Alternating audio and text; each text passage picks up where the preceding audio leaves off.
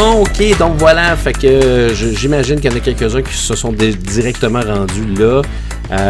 Déjà, presque 10 minutes d'enregistrement pour l'actualité. Je savais que j'allais pas être capable d'aller trop, en tout cas très très très lentement là-dessus. Mais je vous rappelle que donc dans la vidéo, là, je vais mettre des timestamps quand je fais de l'actualité. Mais vous voyez que c'est quelque chose que j'aime beaucoup, puis que je m'ennuie beaucoup de faire en avant d'une classe, faire cette fameuse actualité-là. Alors l'économie, un pouvoir, on est rendu dans la deuxième partie. Et on va donc continuer notre périple de la connaissance des différents pouvoirs, donc les pouvoirs qui mènent, qui contrôlent une population. Donc on a commencé par le pouvoir politique qui est assez direct. Là aujourd'hui on va parler du pouvoir économique, et quand on parle du pouvoir économique, attendez un petit peu là, je veux juste voilà. Alors le pouvoir économique, on dit que c'est un des pouvoirs les plus importants, et même que je vous dirais parfois, je me demande lequel qui est le plus puissant. Est-ce que c'est le pouvoir politique qui mène vraiment l'économie, ou c'est l'économie qui mène la politique? Puis avec ce qu'on a vécu depuis le début de la crise, je me pose encore plus la question, je dois vous avouer, parce que on se rend compte à quel point l'économie fait partie de nos vies, et que c'est quand même c'est un aspect qui est excessivement important, et que ce soit les entreprises qui ont fermé, toute la crainte des gens qui ont perdu leur emploi, la quantité d'argent que le gouvernement fédéral donne pour aider les gens, c'est assez exceptionnel. Donc qui contrôle qui? Bon, il reste que c'est une question qui est très intéressante, mais les deux sont quand même des entités qui peuvent être interdépendants les uns avec les autres, mais le pouvoir politique et le pouvoir économique sont définitivement très très reliés les uns avec les autres. Alors, pour commencer, on va parler d'une notion, là on va parler vraiment, on va parler de politique économique, ok? Puis il y a deux politiques économiques qui s'affrontent énormément, et c'est drôle parce que dans les 6-7 dernières années que j'enseigne ce chapitre-là dans mon cours de monde contemporain, et puis là dans mon cours de MS, c'est incroyable comment les choses changent. Je pourrais vous parler pendant des heures et des heures de la raison pourquoi il y a un plot pâte qui est là, mais je ne veux pas nécessairement perdre mon temps et perdre votre temps. Fait que je vais tout de suite dire qu'en classe, on aurait passé 10 minutes, j'aurais posé des questions, j'aurais dit pourquoi, c'est quoi le lien entre le plot pâte, protectionnisme, libre-échange, vous auriez trouvé des réponses, et là je vous aurais dit, ben non, le plot pâte, c'est parce que le modèle du PowerPoint que j'utilisais venait avec un plot pâte. J'ai toujours oublié de changer le plot pâte, et maintenant il fait partie de mon PowerPoint. Bref, c'est pas grave. Alors protectionnisme, libre-échange, on va étudier ça, on va essayer de faire ça assez rapidement. On va commencer par une petite vidéo, puis là, je vais vous la présenter, la vidéo sur ce qu'est le protectionnisme. On va commencer par ça. Alors, voilà, je me tais et je vous laisse écouter cette petite vidéo. Que je vais vous partir en pesant sur le bouton. Voilà. Face à la concurrence mondiale, difficile de protéger salariés et entreprises. Alors certains réclament la manière forte, le protectionnisme. Sa définition est simple, il s'agit d'ériger des barrières pour freiner le commerce international. Pour l'appliquer, les États disposent d'une arme absolue, les droits de douane. Lorsqu'une marchandise étrangère à bas coût arrive à la frontière, une taxe lui est imposée. Mécaniquement, son prix augmente et se rapproche des standards nationaux. Le premier avantage, c'est de remettre la concurrence à niveau. C'est d'empêcher qu'il y ait des distorsions très importantes de concurrence. Officiellement, l'Organisation mondiale du commerce est censée contrôler et lutter contre le protectionnisme. En réalité, beaucoup d'États l'appliquent déjà, de manière détournée. L'Europe, par exemple, elle impose des normes environnementales à ses concurrents des pays émergents. Si votre écran plat ne les respecte pas, vous le paierez un peu plus cher. Même chose pour vos bougies, vos ampoules ou vos vélos. Alors le protectionnisme représente-t-il un risque ou un avantage pour notre économie? Pour ses partisans, il permet de maintenir l'emploi dans les secteurs concurrencés comme l'industrie. Mais en fermant les frontières, il deviendrait impossible pour les entreprises de vendre à l'étranger, ce qui pénaliserait la croissance. Le protectionnisme, on a fait après la crise de 1929. Les pays se sont fermés les uns après les autres, se sont protégés, et c'était un effondrement complet pour tous de l'économie de marché et des échanges. Autre danger, l'escalade diplomatique. Pendant de longues années, France et États-Unis se sont affrontés à coups de roquefort. Notre pays rechignait à importer du bœuf américain.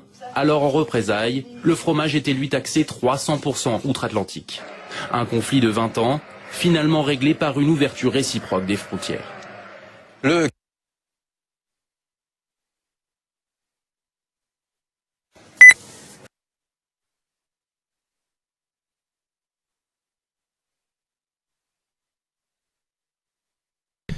Ouais, c'est ça, hein, il faut toujours que je regarde si j'ai bien pesé ici sur mon petit bouton, là, quand je mets sur mute, hein, ça aurait été drôle que je continue comme ça jusqu'à la fin. Alors, comme je disais dans un total, avec micro totalement éteint. J'espère que vous avez compris. Et tu sais, dans le mot protectionnisme, il y a le mot protection. Alors, c'est quoi exactement? Vous avez la définition qui est là. Je rappelle que c'est en collaboration avec vos notes de cours. Donc, tout ce qui est souligné maintenant, comparé de la semaine dernière, là, vous pouvez les rajouter dans vos notes de cours. Alors, c'est une politique économique adoptée par un État pour protéger sa production nationale et ses entreprises. Donc, c'est le fait de fermer les frontières afin d'assurer la subsistance de tout ce qui est les entreprises qui sont à l'intérieur d'un pays. Et nous autres, présentement, en 2020, avant la pandémie, on était un monde qui était très, très mondialisé. Et je ne sais pas si vous avez vu toute la problématique que l'on a de cette mondialisation et de ce libre-échange qu'on va parler dans quelques instants, où là, les libres-échanges, c'est l'ouverture des frontières, mais le protectionnisme n'était pas très puissant depuis plusieurs années. Depuis, je vous dirais, les années 80, là, depuis qu'on a vraiment commencé ce concept-là de libre-échange, les gens sont maintenant fermés à cette idée-là, mais la pandémie fait en sorte que on s'est peut-être rendu compte qu'on était un petit peu trop dépendant de la Chine et qu'il faudrait peut-être protéger un petit peu plus notre économie. Donc, j'ai l'impression que le protectionnisme risque de reprendre du galon dans les prochaines années. En tout cas, ça reste à voir. Et ce qui est aussi très intéressant, c'est de voir à quel point Donald Trump, depuis qu'il est président des États-Unis, travaille beaucoup pour que les États-Unis ferment leurs frontières et qu'ils, justement, arrêtent de faire affaire avec les autres et qu'ils se recentrent sur eux autres mêmes. Donc là, vous voyez, là, c'est l'explication. Il y a beaucoup de mots. Il y a beaucoup de choses à expliquer, mais c'est quoi la différence entre des barrières tarifaires et des mesures non tarifaires? Mais dites-vous que ce sont des mesures protectionnistes. Même si le protectionnisme, aujourd'hui, est une façon économique qui n'est pas très utilisée encore, malgré la pandémie, là. C'est sûr que là, on vit une situation exceptionnelle, mais malgré tout, les pays ont toujours quand même utilisé un petit protectionniste parce qu'il faut quand même protéger nos entreprises. Et là, vous avez deux types de barrières qui existent dans des mesures protectionnistes. Donc, je vous rappelle, des mesures, c'est le gouvernement qui, à un moment donné, va décider de faire une loi ou de mettre une mesure économique pour, justement, essayer de protéger ses entreprises. Donald Trump a fait ça beaucoup dans les dernières années, là. Mais il y a deux types de barrières. Donc, il y a des barrières qu'on appelle tarifaires et les mesures qui sont non tarifaires. Donc, c'est quoi la différence entre les deux? Mais c'est que les barrières tarifaires, c'est qu'on va taxer des produits qui viennent de l'extérieur pour faire en sorte qu'ils soient plus chers. OK? Donc, on va taxer directement le prix du produit, alors que des mesures qui sont non tarifaires, c'est des mesures qui vont être encore une fois des mesures protectionnistes. Donc, on va mettre une petite mesure pour essayer d'inciter les gens à acheter local, mais ça ne va pas nécessairement affecter le prix. Puis, dans les barrières tarifaires, il y a deux choses, il y a deux façons de faire des barrières tarifaires. Il y a les tarifs ad valorem. C'est le mot de la semaine. Donc, les tarifs ad valorem, c'est un pourcentage direct sur un produit qui vient de l'extérieur. Je donne par exemple les fraises. Vous savez on est dans une période où les fraises poussent au Québec et puis on aime ça que l'industrie de la fraise fonctionne bien. Je vais donner cet exemple-là. Alors, si par exemple, pour une raison ou pour une autre, on importe, donc nous en tant que gouvernement, en tant que société, on importe des fraises du Chili. Je ne sais même pas si au Chili ils ont des fraises, mais ça, c'est pas bien grave. Alors, ce qu'on va faire, c'est que lorsqu'on utilise les tarifs ad valorem, c'est que pour les fraises du Chili, on va mettre une taxe spécifique, par exemple 5%, 10%, pour faire en sorte que les fraises du Chili coûtent plus cher que les fraises du Québec. Donc, un consommateur qui est normal va aller directement à l'épicerie, puis quand il va avoir le choix entre la fraise du Québec et la fraise de Chili, ben, on espère qu'il va prendre la fraise du Québec parce qu'elle va coûter moins cher. C'est ça qu'on appelle des tarifs ad valorem, alors que des tarifs spécifiques, c'est qu'on va taxer sur la quantité. OK? C'est que genre, on va dire les 1000 premières tonnes de fraises, je sais pas si c'est beaucoup, là, mais mettons 1000 tonnes de fraises qui viennent du Chili, on met pas de taxe, mais après une certaine quantité, on va imposer une taxe pour justement faire en sorte que on limite l'importation de ces produits-là pour inciter les gens à acheter les produits locaux. Okay? Donc, tout ça, les barrières tarifaires, c'est pour directement modifier le prix à la hausse de ces produits-là pour que les gens achètent d'entreprises du pays en tant que tel.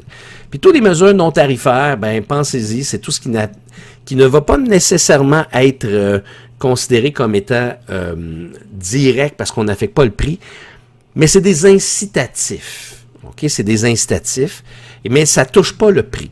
OK? Comme par exemple, on va essayer de faire ça vite parce que tout est quand même bien expliqué. Les quotas, c'est une limite de quantité.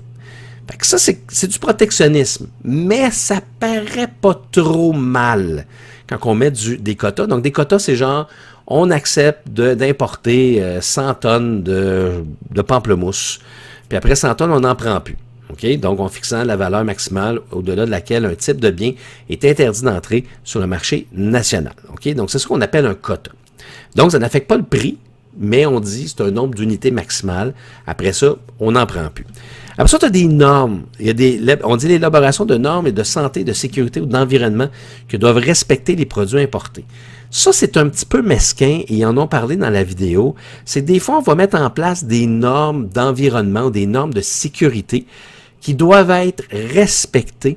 Sinon, on n'accepte pas le produit au Canada. Donc, genre, par exemple, les fraises, nous autres, on n'accepte pas qu'ils aient été shootés au pesticide G275.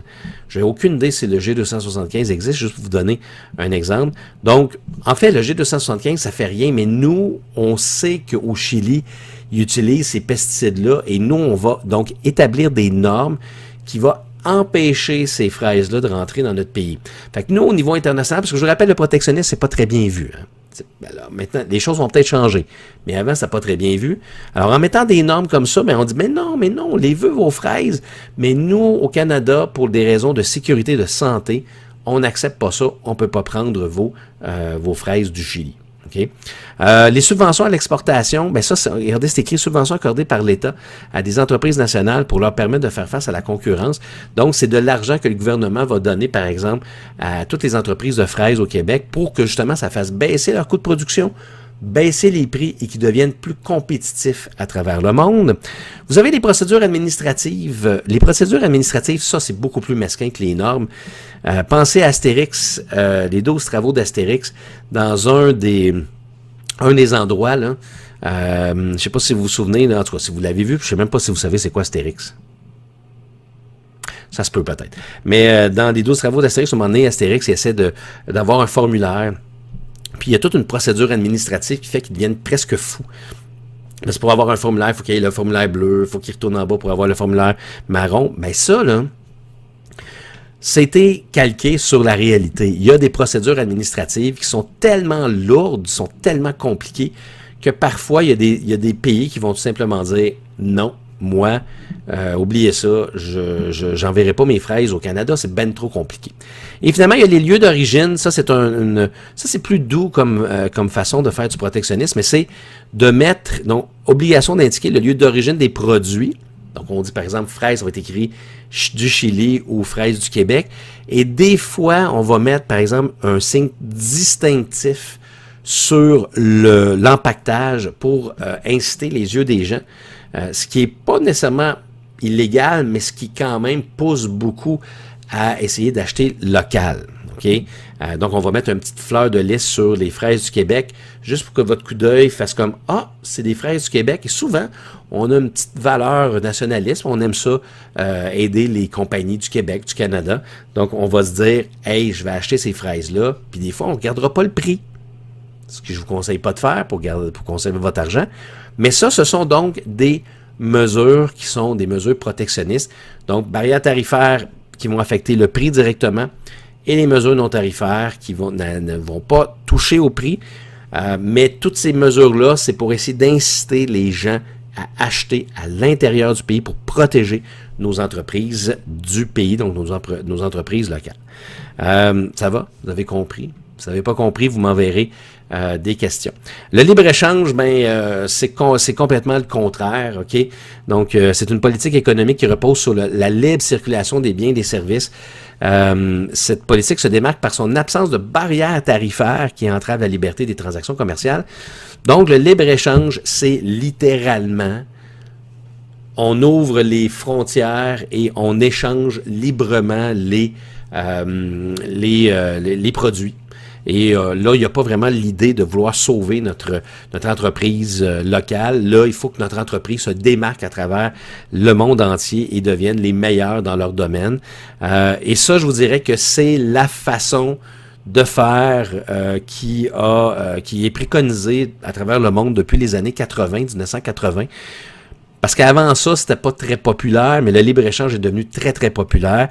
Et c'est très bon pour nous parce que ça ne fait que baisser les prix. Regardez Amazon.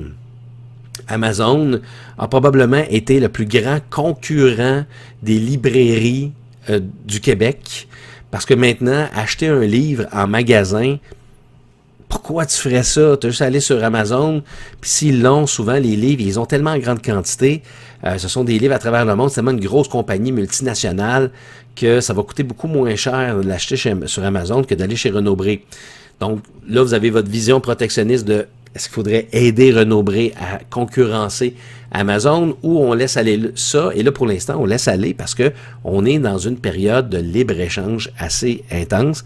Il y a les États-Unis, comme je vous ai dit, qui travaillent très, très fort pour essayer de briser ce libre-échange-là parce que le libre-échange, évidemment, tu as la terre entière en concurrence pour ton entreprise et tu as la Chine qui est probablement le plus grand concurrent que tu pourrais avoir. Donc, c'est ça un petit peu le concept. Donc, vous voyez comment les deux sont un petit peu les uns contre les autres. OK?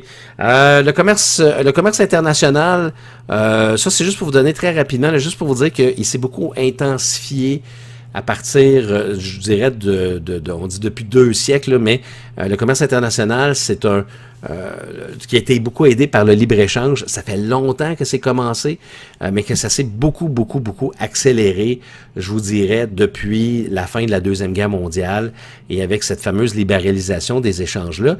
Et il y a des organismes qui vont être mis de l'avant pour essayer de justement gérer ça, pour essayer de faire en sorte que le protectionnisme n'existe plus et que ce soit le libre-échange qui soit en avant-plan. Et c'est, en passant, vous allez oublier l'organisation d'en bas, l'accord général sur les tarifs douaniers et le commerce.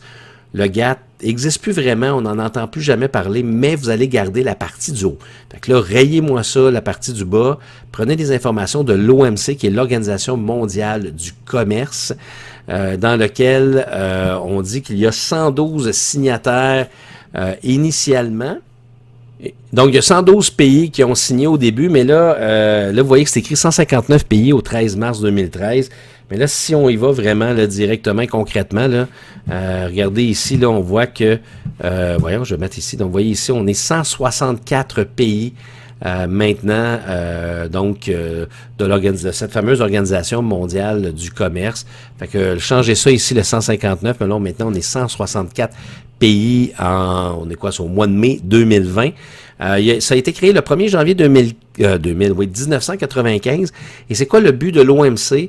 Mais c'est une institution permanente qui est destinée à gérer les accords commerciaux multilatéraux. C'est de grands mots, mais juste pour vous dire que lorsqu'il y a des accords commerciaux qui se font entre des pays, l'OMC est là comme étant un arbitre. Donc l'OMC est un arbitre qui veut aider au libre-échange et qui veut surtout éliminer les barrières non tarifaires. Parce que les barrières tarifaires, il va toujours en avoir un petit peu, mais on va essayer de limiter justement ces barrières tarifaires-là et enlever complètement toute cette notion de barrières non tarifaires qu'on trouve que ça va totalement à l'encontre. Donc oui, donc ça va Eh oui, le téléphone a sonné, c'est ça la vie de la maison. Alors, ça va complètement à l'encontre, justement, du concept même du libre-échange. Donc, c'est à ça que sert l'OMC. Donc, à chaque fois que vous allez entendre parler de l'Organisation mondiale du commerce, ben c'est ça. Ok, c'est une organisation dont son but, c'est de gérer les ententes commerciaux, les accords commerciaux entre les pays et surtout tenter de promouvoir le libre-échange un peu partout sur la planète. OK? Donc, voilà pour ça. Ensuite de ça, bien, vous avez les principes de l'OMC. Il faut enlever du GATT, là, parce que moi, oups, ouais, on va enlever ça, là, le concept du GATT, là. C'est quelque chose que je veux plus parler. Alors ça, ce sont les principes. Dites-vous que ce sont les valeurs de l'OMC. Puis ça va être la dernière chose que l'on va, juste être sûr, est-ce que c'est vraiment la dernière chose? Oui, c'est la dernière chose qu'on va parler aujourd'hui. Donc, ils ont le principe de réciprocité. Donc, selon les valeurs de l'OMC, chaque nation doit accorder des concessions commerciales afin de bénéficier de celles que font les autres pays. Donc, la réciprocité, ça veut dire que toi, tu es les États-Unis, tu fais affaire, par exemple, avec un pays d'Afrique, mais il ne faut pas que tu imposes toutes tes demandes aux pays africains. Il faut que tu sois en mesure, et l'OMC, je rappelle, c'est un arbitre qui regarde si tout ça se passe bien. Donc, il faut qu'il y ait une certaine réciprocité. Il faut que tu donnes des choses aux autres, il faut que tu acceptes des choses, il faut qu'il y ait un sentiment d'entraide. Alors, c'est ça qu'on appelle la réciprocité. La non-discrimination, ben encore une fois, il faut que les avantages consentis à une nation sont automatiquement accordés à tous les pays signataires de l'accord. Donc, il n'y a pas de discrimination. Donc, si on fait une entente entre 5-6 pays, ben, il ne faut pas qu'il y ait un pays qui soit laissé de côté. Il faut que tous les pays rentrent dans cette fameuse entente-là. Après ça, vous avez les obstacles limités. Donc, ça, on en a déjà parlé. Les droits de douane doivent être les seules entraves au commerce qui soient permis. On ne veut pas avoir de barrières non tarifaires. On va toujours accepter des barrières tarifaires un petit peu là, parce qu'on accepte quand même l'idée qu'il faut protéger nos industries à l'intérieur du pays. Ensuite, la consolidation des droits de douane. Les pays signataires ne peuvent pas hausser le droit de douane une fois qu'il a été fixé par des négociations. Donc, lorsqu'on fait une entente en 2, 3, 4 pays, il ne faut pas qu'il y ait un pays qui, pendant cette entente-là, décide d'augmenter les droits de douane parce qu'on dit que ça irait totalement à l'encontre de la négociation. N'oubliez pas, hein, l'OMC est un arbitre. Okay, c'est un arbitre. Ensuite, le traitement national, on dit que les produits importés doivent recevoir le même traitement que les produits nationaux comparables. Donc, les fraises du Chili et les fraises du Québec devraient être au même endroit dans les épiceries, pas avoir de petits stickers du Québec dessus. Donc ça, c'est ce que l'OMC demande. Et ensuite, les clauses dérogatoires. On dit que dans certains cas précis, les pays peuvent être autorisés à se protéger, par exemple, les pays en développement qui bénéficient d'un traitement spécial qui leur permet de protéger leurs industries naissantes. Donc ça veut dire que l'on va, d'une certaine façon, permettre à certains petits pays qui ont parfois des difficultés à s'en sortir, à justement leur permettre de contrôler un petit peu plus leur économie interne. OK. Alors voilà, mesdames et messieurs, c'est ce qui met fin à notre cours, donc cours numéro 1 de cette deuxième semaine sur les pouvoirs économiques. Donc la semaine prochaine, le deuxième cours qui va peut-être être un petit peu moins long. En tout cas, on verra. On va parler justement des fameux regroupements économiques. Je vais essayer de vous expliquer, c'est quoi l'Union européenne exactement, comment ça fonctionne. Alors, je vais prendre quelques instants pour vous en glisser quelques petits mots. Et on va parler aussi du concept d'ISO qui est complètement un petit peu séparé du pouvoir économique, mais je voulais quand même vous en parler parce que ça a quand même un impact économique important. Fait qu'on va voir ça au prochain cours. En attendant, gênez-vous pas pour aller lire les pages, aller faire les différents travaux. Si vous avez des questions, vous connaissez les plateformes, donc vous pouvez m'écrire sur Teams, m'écrire par courriel, venez me voir dans les séances.